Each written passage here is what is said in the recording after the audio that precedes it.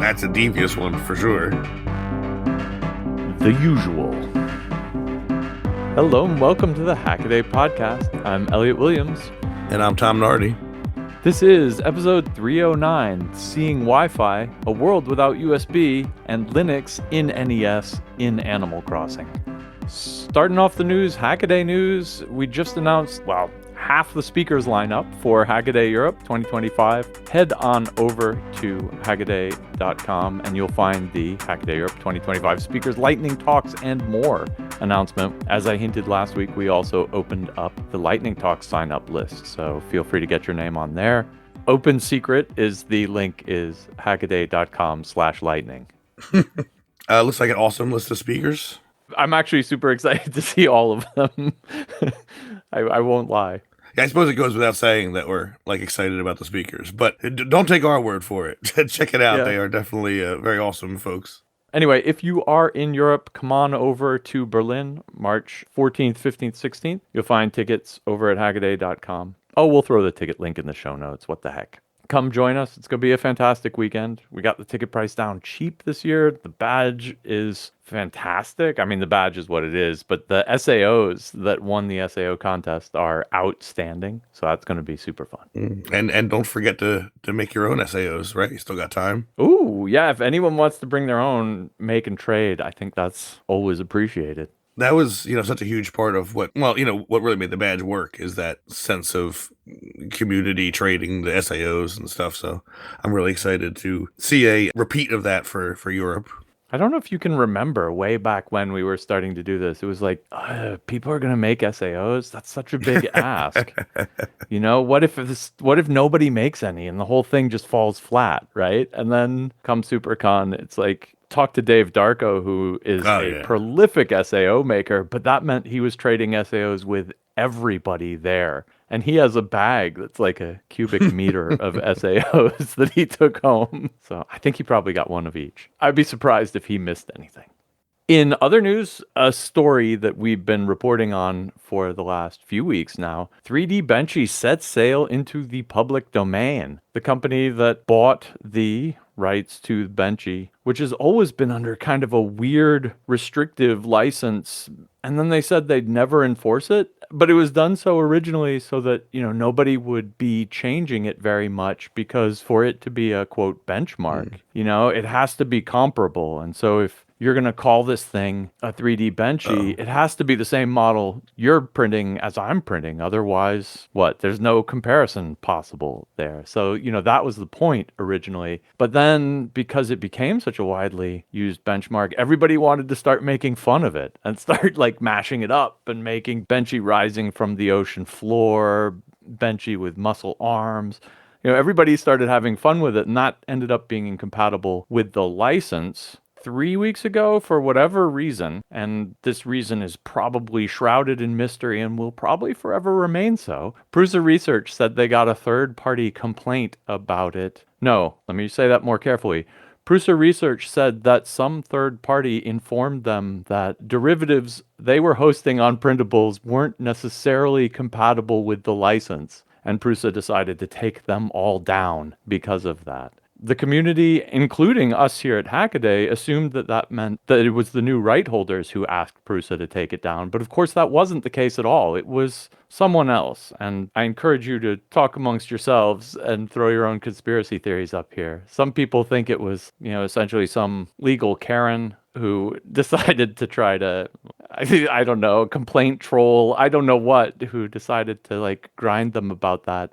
My personal suspicion, given the ambiguous ways that Prusa announced all of this, is that the third party was actually a lawyer they hired to do a review of the models on printables, and that this lawyer told them that they probably should comply with the relevant copyright law. Whatever it was, Prusa took them down, caused a huge hubbub. The original people who made the 3D Benchy were like, we didn't want to restrict anyone from using it. And now, long last, the company that owns the 3D Benchy put it into the public domain. CC0, Creative Commons 0 license. You can use it. You could do whatever the heck you want with it. Now, of course, if you want to compare your results with someone else, you got to print the regular original Right. file. But if you want to have fun with it, woohoo, have fun with it. I like that Maya points out at the end of her post about this that, ultimately we got into this because the license was ignored. Like, nobody was really wrong in this case. I mean, maybe you could say that putting a restrictive license on it was short-sighted, but like you said, the goal was to make it a benchmark, so there's a certain logic to not having variations. But everybody followed the rules. It was just super delayed. And I guess that's the weird part of this. It took literally years before somebody was like, "Oh, wait a minute, we're not supposed to be allowing variations of this." And at that point, talk about closing the door after the horse is already gone or whatever. So I think probably the bigger lesson is just pay careful attention to the license you pick for your project. The impact might be surprising far down the road. I have a pet legal theory, and you should not take this to court unless you're prepared to suffer the consequences. But it goes like this. Copyrights pertain to a particular expression, right? Whether it's a creative code or whether it's a book you wrote, a podcast or a song you recorded, right? If you give me the file to the 3D Benchy and tell me that that STL file is copyrighted, I could say, yeah, that's probably true. Say I take the 3D object that this STL file represents. Now I've got an abstract 3D object. Did you have copyright on that 3D object? And I think the answer there is no. I think that's a design patent that you would need on that. And I don't think they had that. I think what they had was copyright on an STL file. And so I think anyone could take the 3D rendering of it and modify that as they see fit. And my analogy would be, I sell you my book about vampires. You go write another book about vampires. You are not infringing on my copyright. Certainly, it's tricky. I think so too. I think so too. And I would have loved to see it. takeaway. I would have loved to see it litigated, just not against me, please. Yeah, I think there's a lot of big questions about 3D printing and the files and what you can and can't protect. And has the copyright on an STL file ever been litigated ever? I believe not. Right, yeah, right. Too. This is also relatively new in the grand scheme of things. And I think it's parody. I also think that, a Benchy with strong arms is parody and is probably fair use, even if it is copyrightable. But again, I don't think that I don't know what's copyrightable here. I really, truly don't. But it's all moot. Benchy's Creative Commons now. Do what you want. Enjoy. Secret confession, by the way. I have never, not once in my life, printed a Benchy. I did only because for a while, I don't know if you remember, I was doing like a 3D print repair thing for local places. So Yeah. it was a good thing to be able to print and take a picture, but I was actually using it as, what they wanted. I never like printed one for personal enjoyment. I actually would print the Benchy and send it back with them, right? So like they couldn't say, oh, it doesn't work. Like this was your Benchy printed on that machine. The Benchy as a benchmark comes from a very different time. I think if you have a machine that struggles to print a Benchy now, you probably just throw it in the garbage. It's right. There are way more appropriate benchmarks for modern printers than a simple boat. But stuff sticks around. Yeah, but it does so many things right. Like it has smooth surfaces, it has overhangs, it has high frequency stuff where you can see if the machine's rippling, small tower at the top, which will melt if your printer's not cooling right. That's got so many good features. There's like the text on the stern, which I think you'd have like a resin printer or something to even see. That's super small with the name of Benchy on the back. I can see why it endures. This is a journey into sound. What's that sound? What's that sound? All right, let's head on off to What's That Sound? Ugh. This is a Guess the Sound week, and that means we have a brand new sound for Tom Nardi to guess, and then you all out there to take a guess at. Always my favorite. Yeah, I picked an extra impossible one for you. Oh, good. It's a gesture of respect. I mean, if I threw you a softball, you'd be like, what? Hey, that's true. You think I can't guess? I revel in my failure.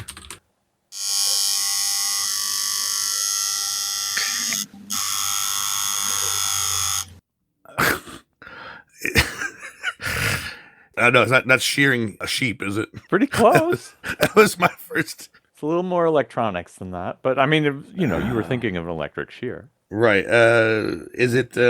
It's not one of them needle scalers, is it? No. No.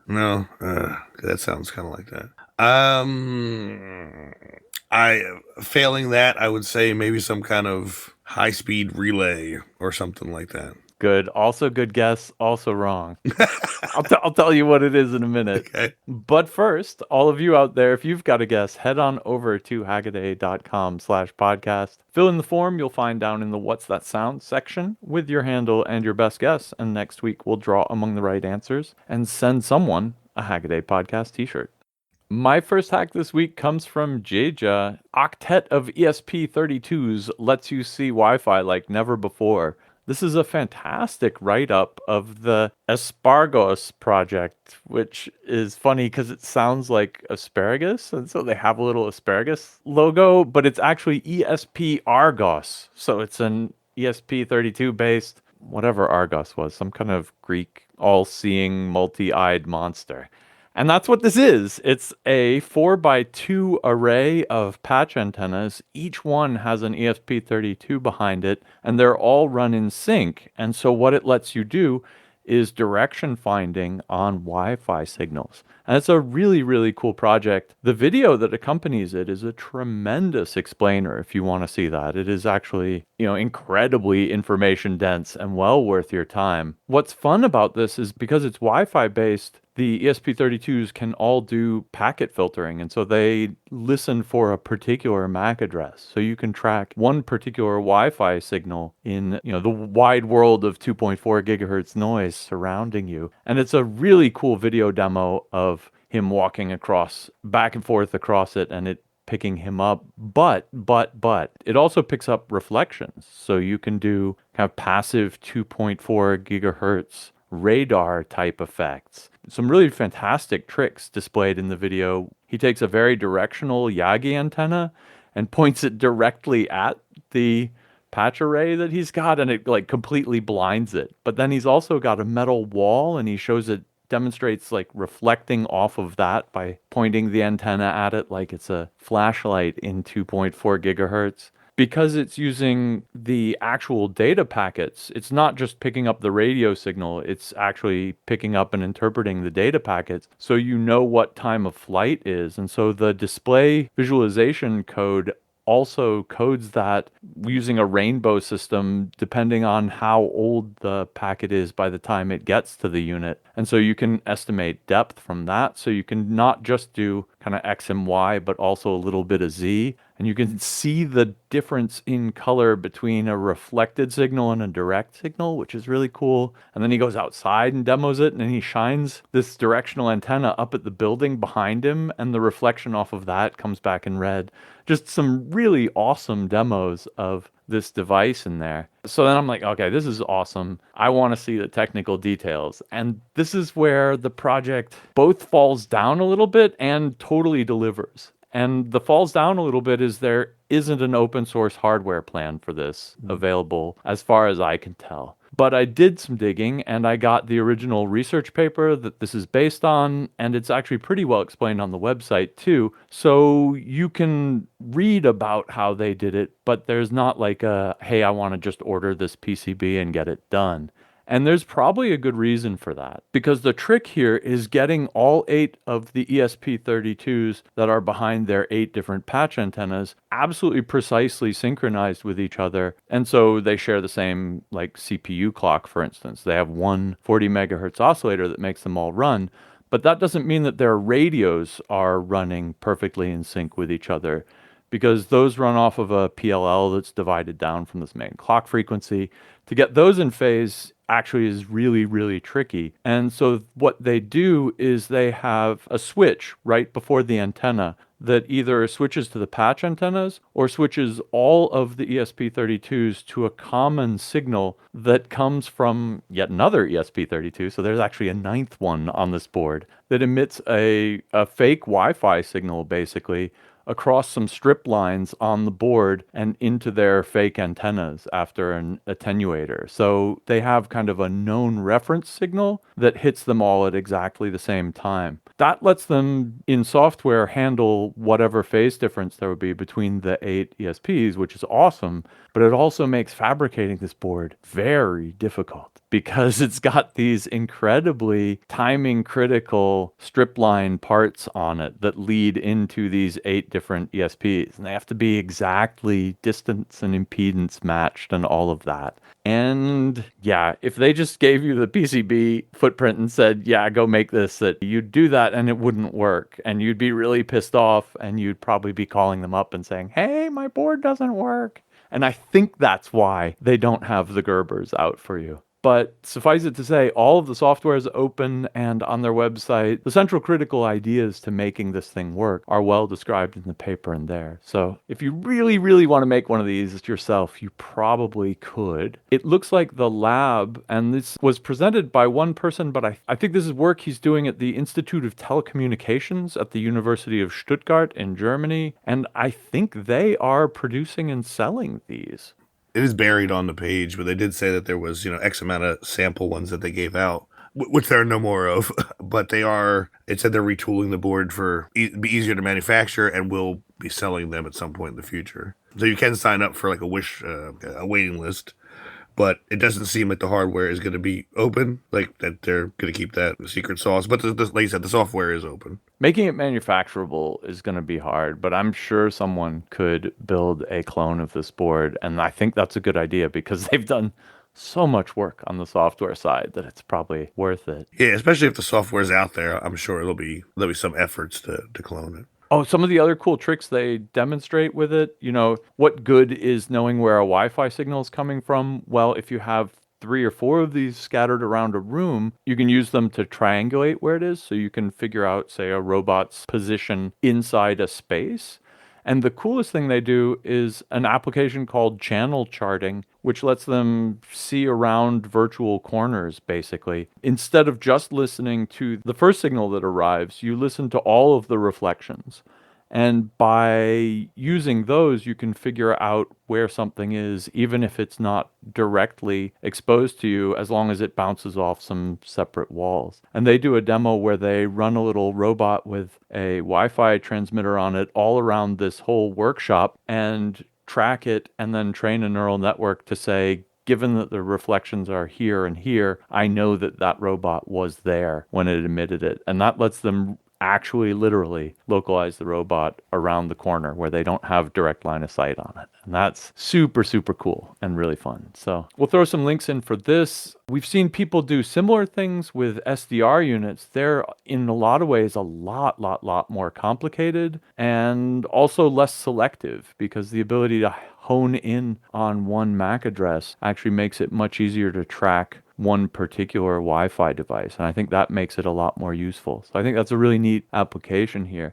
But just because I really like the Kraken SDR project and actually another project that we wrote up on Hackaday long before that probably inspired it. I'll throw these 2 links in there. The early one is just 2 SDRs with one of them has its clock chip desoldered and the other is like hacked onto it with a piece of coax so that you can run 2 SDRs in sync for a little bit of SDR combo direction finding. So I picked this next one because it is a little bit timely, right? This is news that Amazon is going to disable the ability to download your purchased Kindle books on or around February 26th. And that sounds very confusing at first because what would you do with your purchased Kindle books if you can't download them? But the kind of the fine print here is that you'll still be able to download them on the Kindle through the Kindle's, interface or whatever. But what you won't be able to do is download it on the Amazon website to your computer. 99% of people probably aren't doing that anyway because they just buy the book on the Kindle and they download it and they read it. But for folks like us who maybe want to take the DRM off of it or back up their purchase, we're the ones getting burned. And the post in question actually links to a software project called Amazon Kindle Bulk Downloader, which I don't think was designed with this end date in mind, but is suddenly quite useful now that there is an end date because you can point it at your Amazon account and it'll grab all of your purchased books before the lights are turned off on that service. But, it's just another example, and we've talked about this in the past, of putting all your eggs in one digital online basket. Slowly but surely, it seems like you can do less and less stuff with the content you purchased.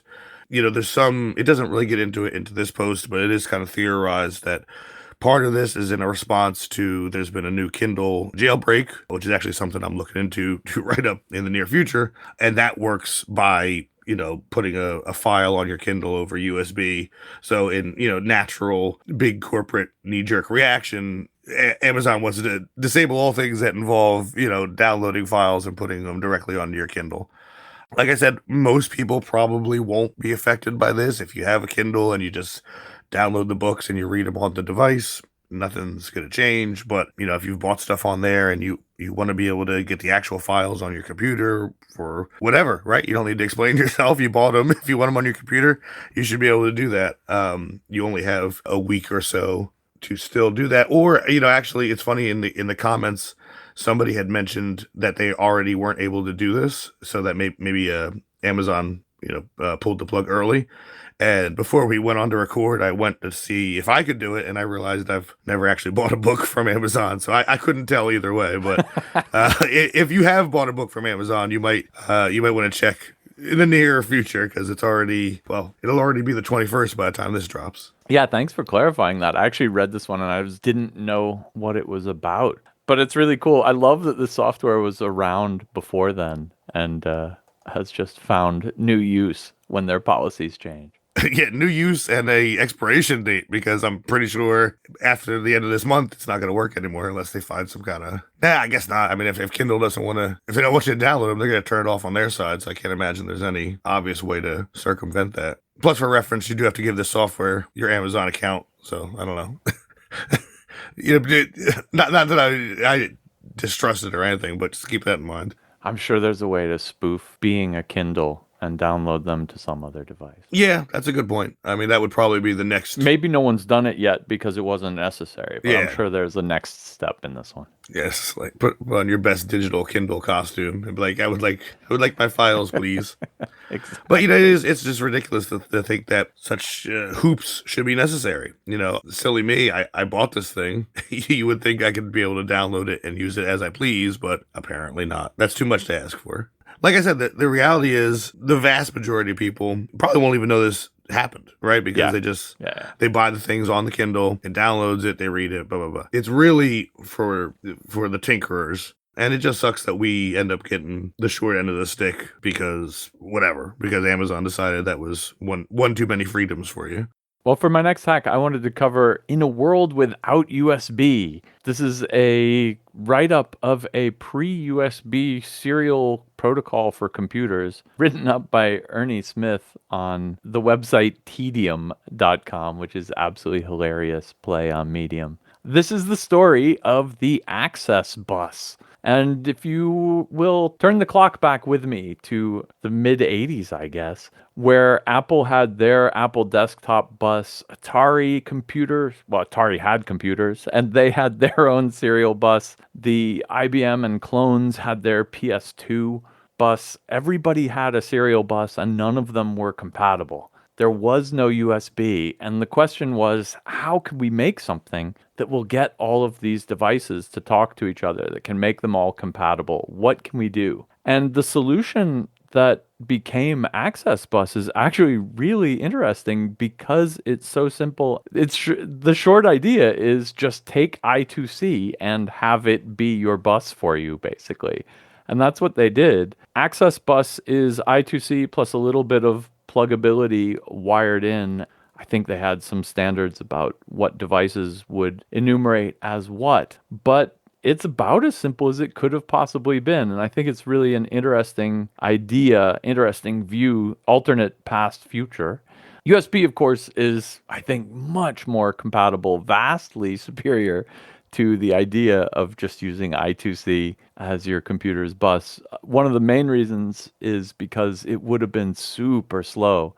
This was like old school 80s I2C, so it was the 100 kilobits version. And so, if you can imagine having to load files on a flash drive at 100 kilobits per second, it would be just horrible. The story takes a really funny turn because you might think that Access Bus died out entirely, but it didn't. There were a few 3D devices and a early virtual reality, the Forte VFX1 headgear used it, but the most adoption that took place was actually with monitors, with VESA monitors. And that's why, to this day, you have kind of an I2C-esque port. There's the Visa display data channel, and then that got grandfathered into HDMI. And so the reason you kind of have I2C on HDMI, because it's derived from the Visa DDC, which is derived from Access Bus, which was an Access Bus compatibility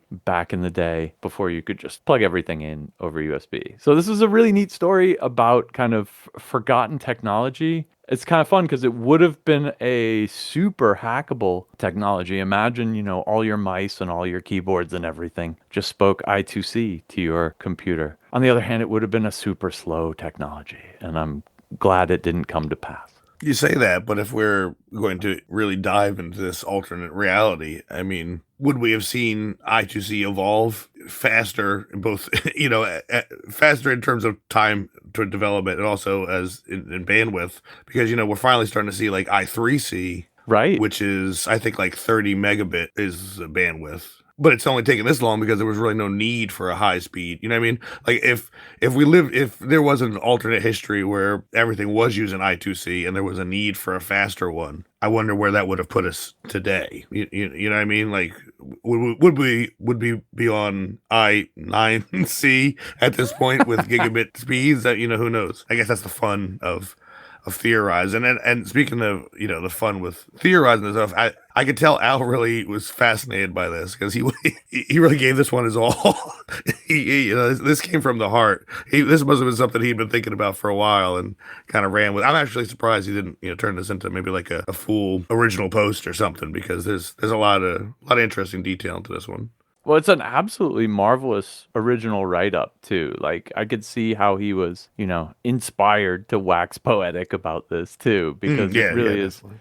It really is a great piece, and I don't know. I think Al's been writing up a bunch of these kind of retro tech / forgotten internet type pieces lately, and it's all news to me. So like it's all history that I didn't experience firsthand like he did. So it's actually really lovely to see all of these kind of old texts that are not entirely ununderstandable from today's perspective. So I really dig that, and I've been enjoying it. Yeah, the original post on this one, go read it. It's by Ernie Smith. It's just a really super read.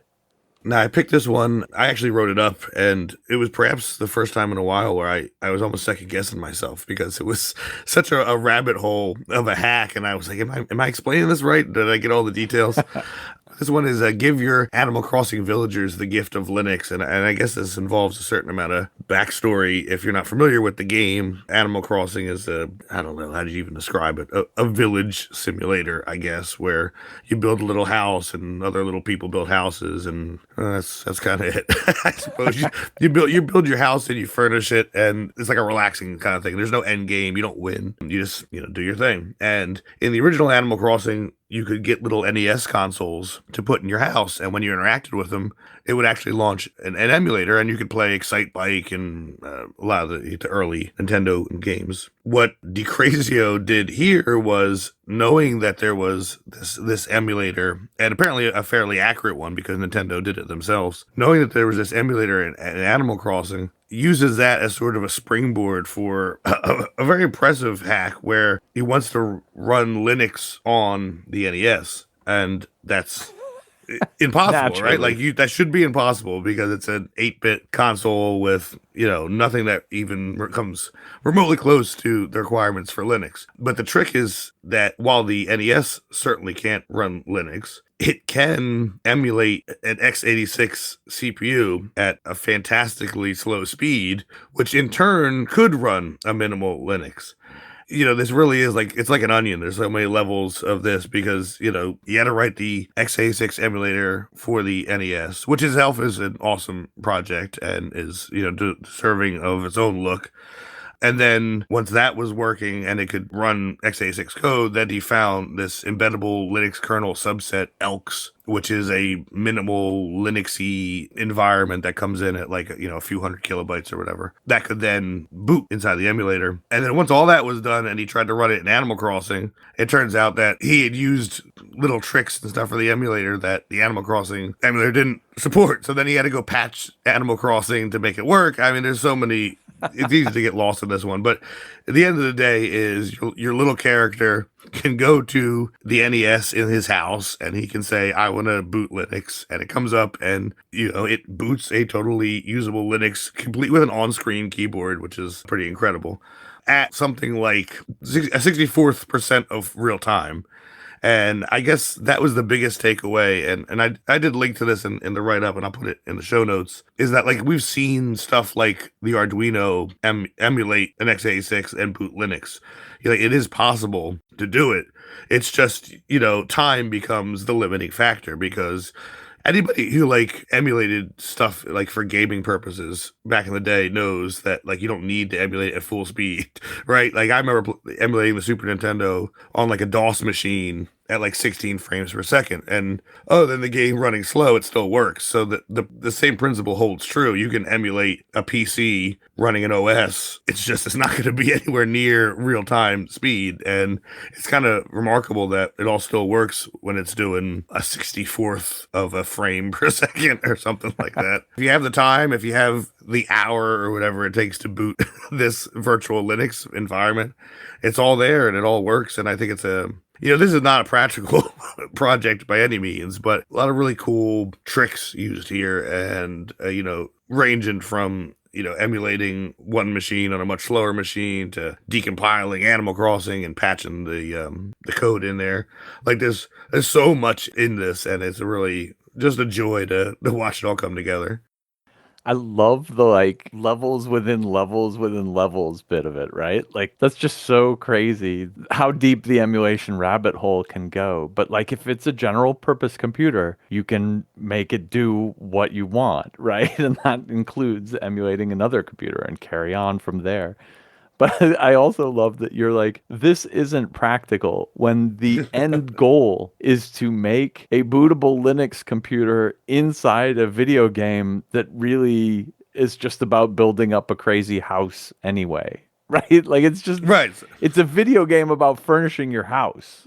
Like so of course we have to have a Linux computer. So when you start with this isn't practical, I don't you had me at Animal Crossing.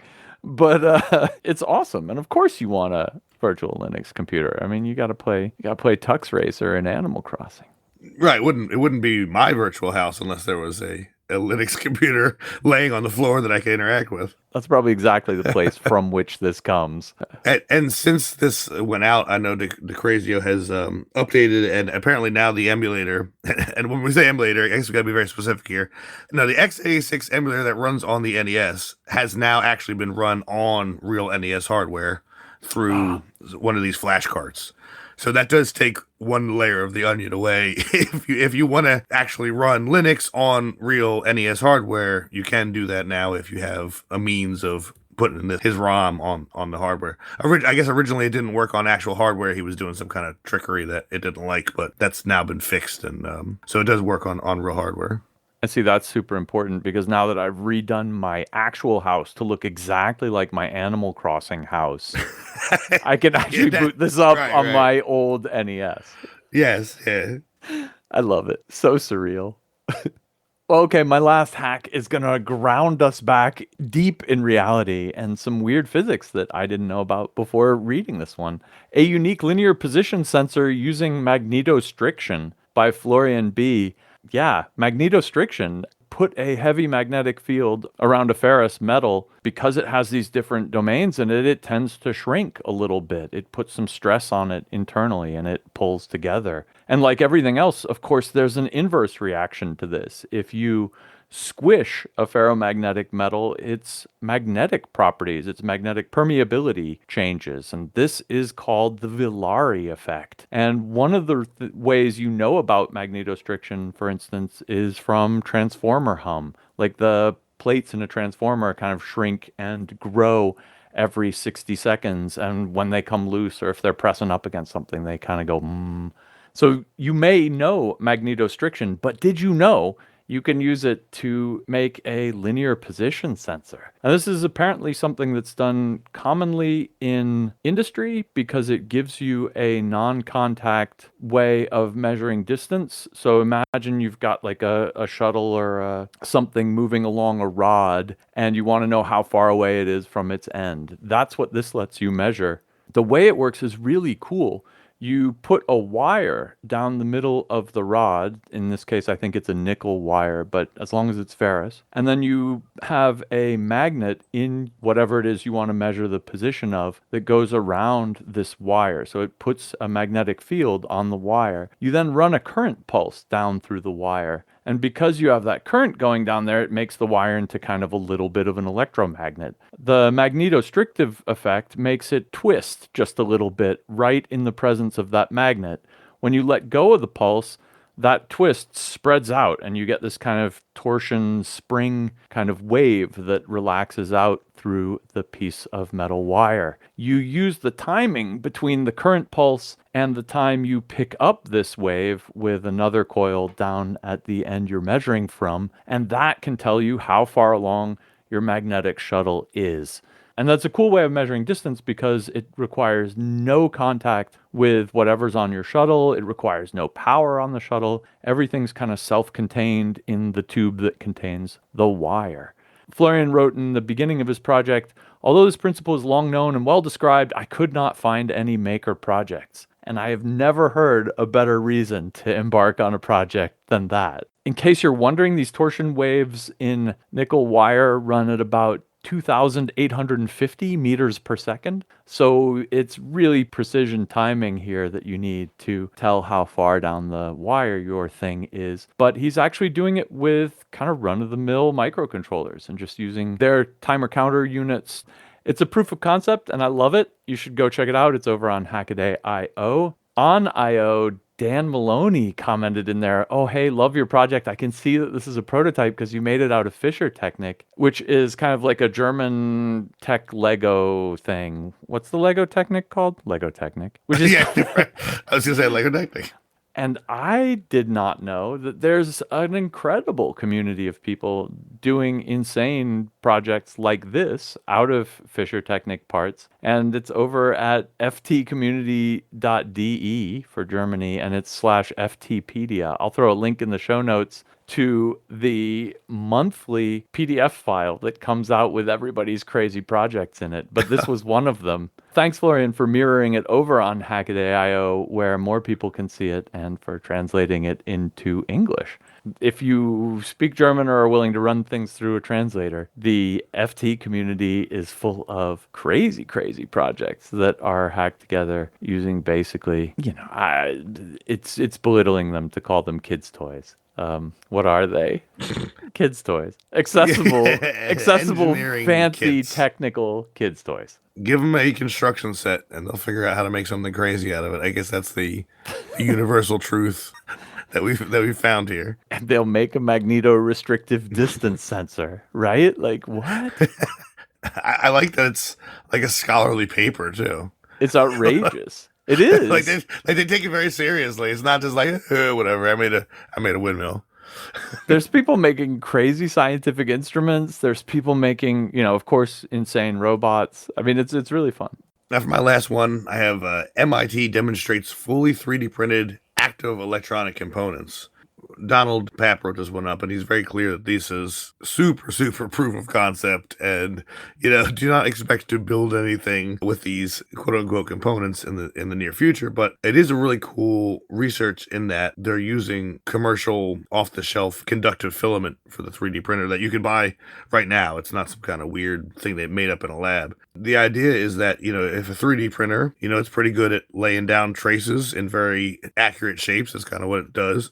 If you give it a conductive filament and have it make different lines and different coil shapes, you could come up with stuff like resistors and that sort of thing. But taking that a little bit farther, the conductive filament that they experiment with here is a PLA that has effectively like copper particles in it. And they found that at a certain temperature, the PLA softens and the copper particles begin to move away from each other, and the conductivity goes down to the point where it will stop. It no longer becomes conductive. And that allowed them to make a resettable fuse, essentially. You could print out a little squiggly coil, and once that heated up to a certain point, it would break contact, and when it cooled off, it would go back. They do warn that there's a temperature where that effect is no longer reversible, but let's say for the sake of argument that you don't go over that, and you don't actually melt the filament, you just kind of soften it. So that gets you a fuse, but it also gives you effectively a controllable switch.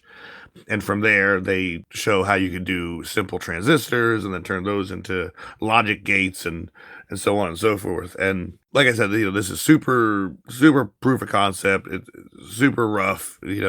Somebody in the comment mentions that the energy required to get these things to actually actuate is preposterous, and you couldn't really make anything useful out of it. But this early, I don't think that's the point, right? It's just showing what may be possible in the future with additive manufacturing. We've already looked at doing PCBs with additive manufacturing, and now if you could actually print some of those component, even if it was just fuses and stuff like that, you could print that right into a board. That kind of gets us closer to that dream of the 3D printer actually being able to print anything instead of just realistically the box that something else goes in. Again, this is probably decades away from even sniffing being realistic, but it's really cool to see it done and to see it done at a scale that you or I could experiment with, because they do, like I said, they name the filament, they show all the structures. There's nothing that I could see that would prevent you from doing this afternoon if you were so inclined. And I think that's really cool and very refreshing to see some research that we could actually replicate and verify on our own. What I love about this is, that they were messing around in the lab and they're like, hey, we can print, kind of not very conductive stuff. What can we do? Oh, we could make resistors. Oh, we could vary the length, and then we get a bunch of different resistors out. That'd be cool. And then they're like, wait, they heat up and they come undone. Wait, it's a switch. There's all these different stages that this must have taken in the thing. And what I love about it is it's like this must have been purely experimental, right? This is like, hey, let's screw around with this and see what we can get it to do.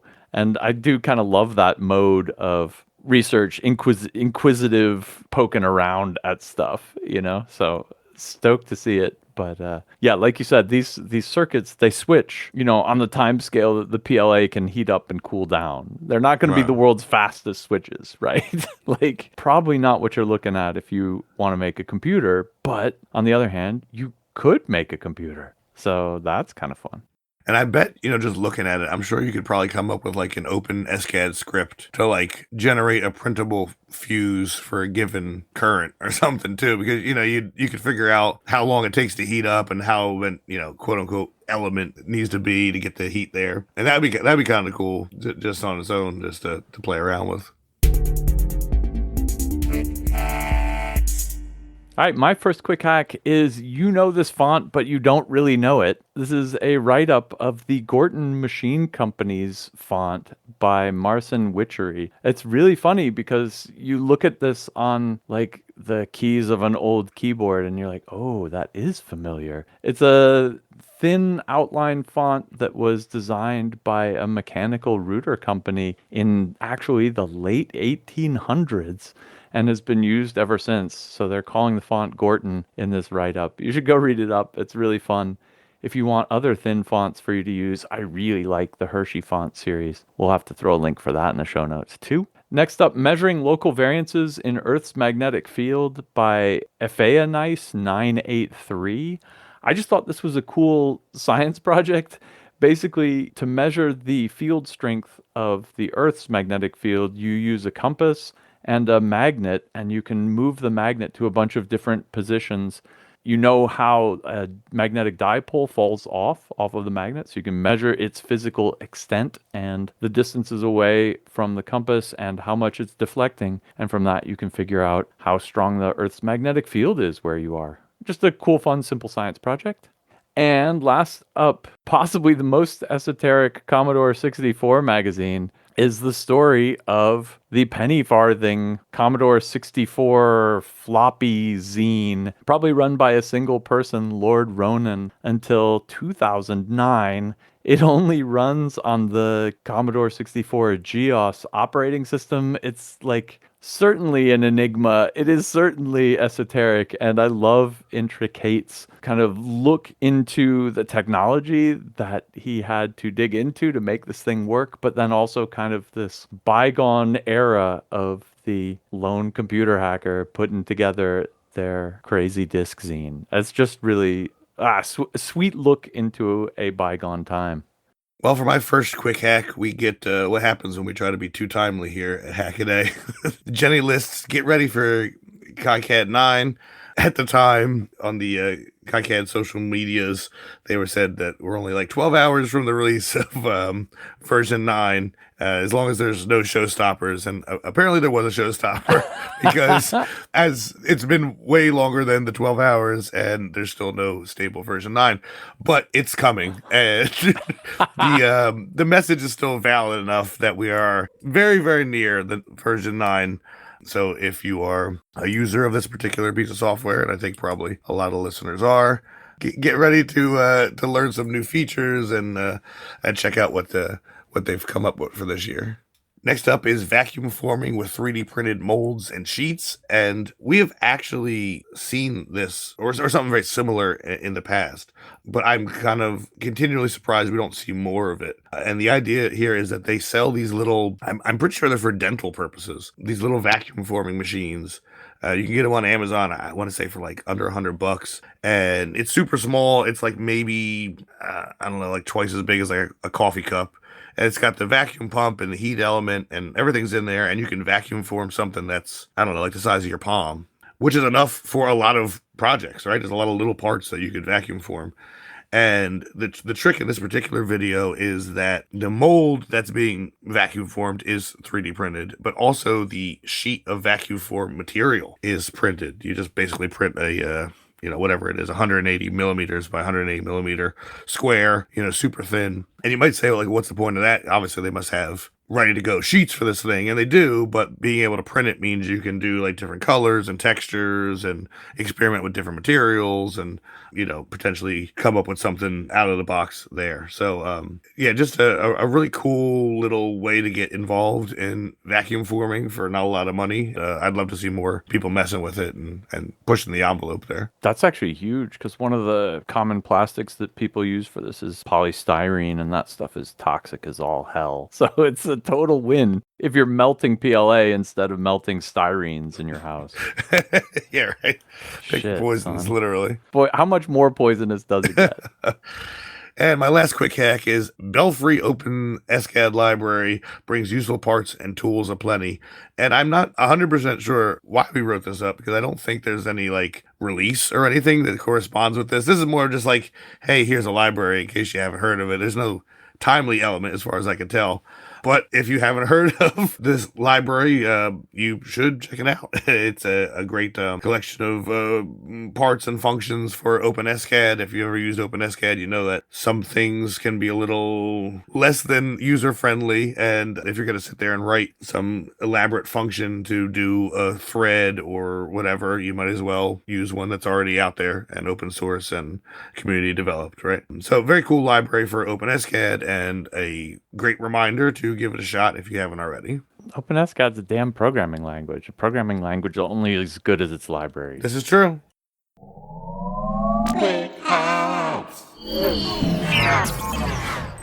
Well, that brings us to our Can't Miss articles. These are long-form pieces written by our fantastic Hackaday writing staff. And this week I wanted to start off with Lewanday's The Unbreakable Beer Glasses of East Germany. And this is the story of Severit glass, which is a glass that is made stronger by switching out sodium ions in the glass with potassium ions. This is no joke. There's a whole bunch of ways of making glass stronger. I guess these days we're all familiar with Gorilla Glass, which is another strengthened glass by having additives. But, glass has always been like this. There was lead glass before that to make it more optically dense and shinier, sparklier, and stuff like that. This is glass that's designed to make it a little bit less, it fractures less along lines so it doesn't crack as easily. And a patent was issued in the mid 80s, and a company spun up in the formerly communist East German side of things. What's funny and interesting, and I guess one of the lead lines in this is that after they went bankrupt in the early 90s, shortly after the German reunification, the story was anyway that, if you can make glasses that don't break, you're kind of putting yourself out of business by, not being able to sell replacement glassware. And actually, Lewin and I went back and forth on the economics of this a whole bunch, because some of my relatives-in-law run restaurants and they hate buying new glassware. It's expensive. But at the same time, it looks like what happened is that the Superfest/Severit company decided to sell through middlemen. The glassware distributors decided that they weren't going to sell enough glasses because they didn't break enough. And so they went bankrupt. I think there's also another side of this, which is this production technology is expensive. And if you are, running a glassware manufactory in kind of captive East Germany, where you're the only one, you can maybe get away with producing something where you don't have to worry about the cost. But, as soon as you end up in a free market competing against other glassware manufacturers who can do it cheaper, whether it's better or not may not be the only concern they've got, right? Like, there's price sensitivity too. And I think there may also be a story of the formerly planned economy folks learning some of the brutal realities of capitalism, which is that it's got to be not just good, but also cheap. Who knows? Anyway, it's a really cool bit of glassware. A bunch of people write in the comments about their experiences with Superfest/Severit glass. And someone in the comments did the experiment and dropped a Superfest glass on the floor from a height of 50 centimeters and proudly demonstrating to his girlfriend that it was unbreakable. And you'll never guess what happened next. So yeah, unbreakable glass isn't necessarily unbreakable. It's definitely more break resistant. The other thing that's worth noting here is that the glassware is a little bit thicker, which, naturally makes it stronger. But also, because of the way it cools, it's actually under a lot of internal tension that both helps it hold together better, but also makes it explode a little bit when it does break. And when it goes, it's going to go with some drama to it, right? Goes with style. Yeah, if it's worth doing, it's worth doing, right?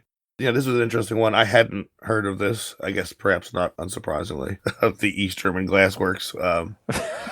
But yeah, very fascinating write-up and the procedure. And then like I said, it's just interesting to see that it's not super different from Gorilla Glass, which obviously now is, on everybody's phones, and it just seems like no one is too keen on making a drinkware out of it. I think probably the word that appears nowhere in this write-up and is the real answer to what happened is, plastic. Like, maybe.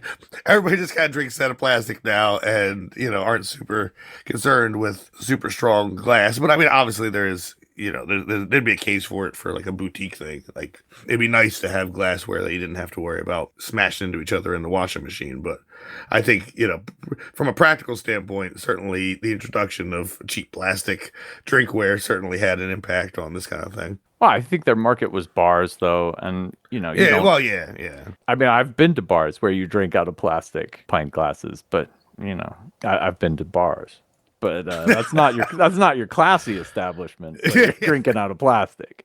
That's the first warning sign. Like, they gave it a plastic. I think there's a ton at play here too. I think there's restaurants buy their glasses from distributors and blah blah blah blah blah. I think there's all sorts of other things. I don't buy the simple "we made unbreakable glass and that killed our business" line. But yeah, right, no one ever needed to buy it again.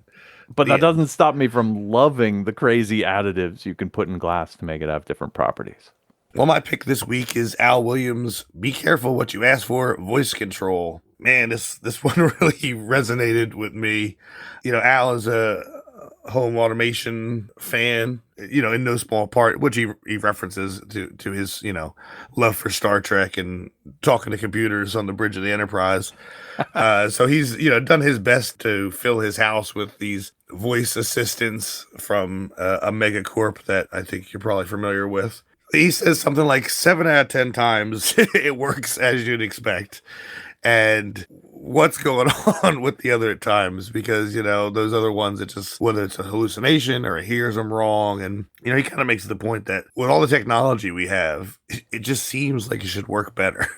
And yeah, right. Especially, the example he says, he goes to bed and he says something like, Alexa, play my sleep playlist or something. So he's not asking it to like converse with him or have an opinion or even respond other than to play the music. Like this should be the boilerplate, bare minimum functionality of the system.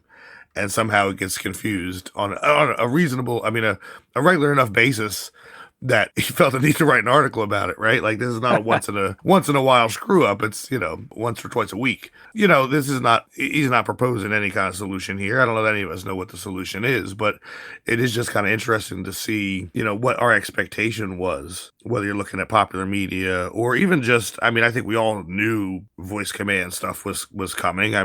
You saw it in consumer stuff for decades, and obviously they were going to run with it. And this is not like an overly surprising technology, but it just, it's something isn't clicking. And, there's a conspiracy theorist out there that, to be fair, Al doesn't bring this up as far as I remember, but there's certainly people who think that they make the old ones work worse to entice you to buy the new ones, right? So like every year they'll say, oh, voice response is now the X amount % more accurate. And if last year's smart speaker didn't understand what you wanted, certainly this one will. And, we fall for that every year because we just keep buying the new ones. And there's even talk, my understanding is Amazon is looking to roll out like an Alexa Pro service where you're supposed to pay to get better responses. There's naturally people who think that they're dumbing down the current responses to make you want to, pay for that pro level. And, we won't get into that, but there's motive.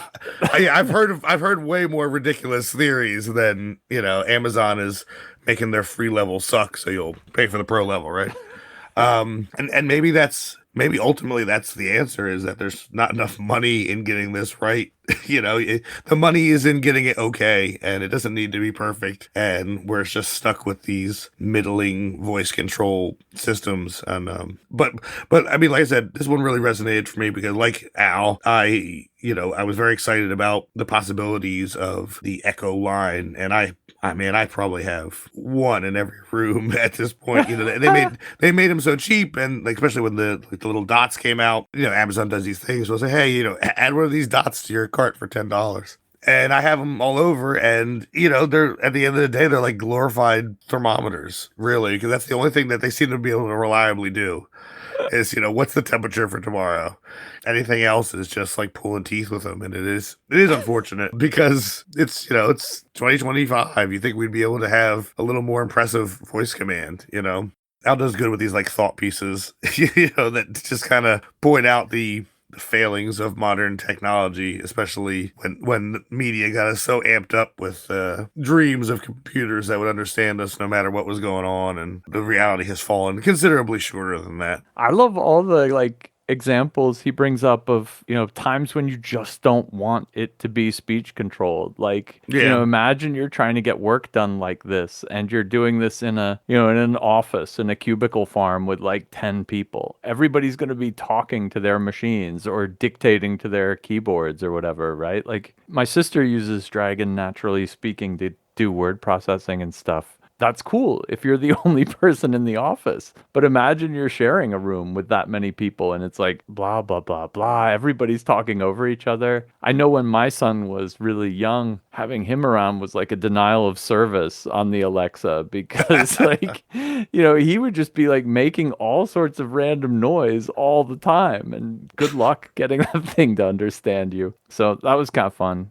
Our use cases were always really simple. You always asked it for the weather. We always just set timers in the kitchen. Yeah. And what else did we do? It was set a 5-minute timer to remind me to check the water on the stove, or add something to the to-do list. We use the to-do list as a shopping list. And I always thought it was because we have kind of a mixed language, German English family, that it never understood us. But like it would do the craziest things.